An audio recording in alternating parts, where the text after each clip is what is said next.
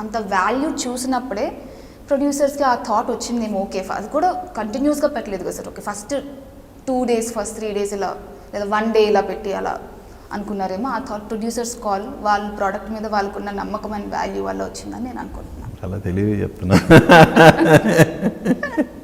నేను ఆడియన్గా చెప్పమంటే producer point of view చెప్తున్నారు.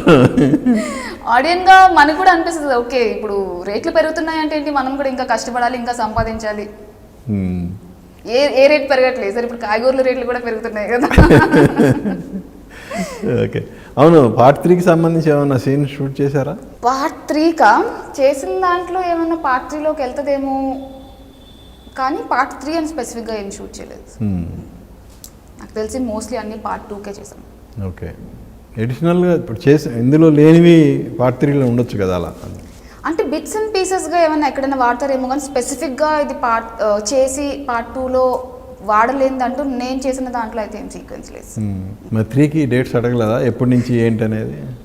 ఫస్ట్ బన్నీ సార్ డేట్స్ ఇస్తేనే సుక్కుసారి చేస్తా అని చెప్పారు కదా పార్ట్ 3, అప్పుడు అడుగుతారేమో. ఇప్పుడైతే అంత పార్ట్ 2. సో